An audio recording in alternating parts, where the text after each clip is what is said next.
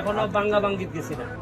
আমার কথা হইলো যৎকান সইয়া সইয়া আমি যৎকান উন্নয়ন করতাম পারি, কিন্তু আমার যদি আপনারা বাধ্য করেন আমি কিন্তু আর আগামীবার এমপি হইবার লেগে না। আপনারা মনে করেন না যে আমার ভোটের চিন্তা আমি করি যে আগামীবার নিয়ে এমপি দিব।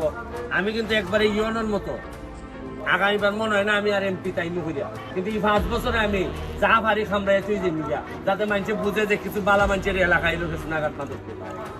আমি কইয়া গেলাম আপনি কিন্তু পরে প্রশাসন পাঠাই আমারই ক্ষমতা আছে, কিন্তু না আপনি বুঝতেছেন আপনারা যারা মালিক আছে আমার এখানে 80 লাখ টাকা গেছে, 81 লাখ টাকা গেছে, এটা আমার বহুত কষ্টের পয়সা গেছে।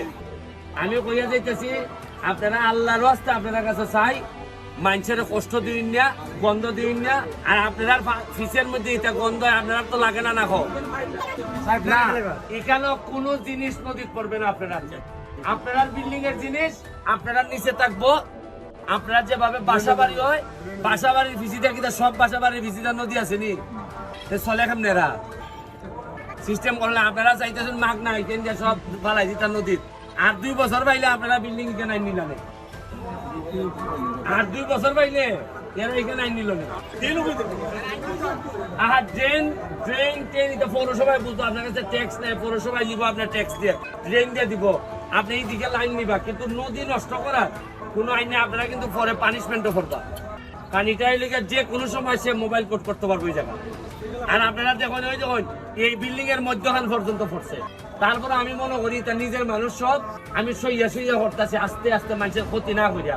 কিন্তু আপনারা যদি বাধ্য করুন আমি কিন্তু কইয়া যে আবারও কইয়া গেলাম আমি কিন্তু আগামীবার এমপি হইবার সম্ভাবনা খুব কম। আমি ভোটের লেগে বুঝেছি না আমার যে পরিমাণ মানুষ আমার চিনা হয়েছে আমার এলাকা, এরপরে আমার আর নেতা হইবার আমার আগ্রহী গেছি।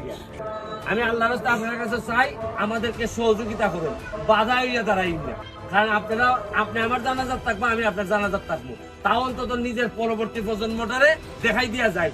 আমরা তো অনেকে চাইলে লন্ডন আমেরিকা যাইতেন পারি, গেলে তুই শেষ গিয়ে কেন গিয়া বড় বড় গপ করে মারে দেশ এইগুলা কোনো মানুষের জাত হই না, কি গন্ধ।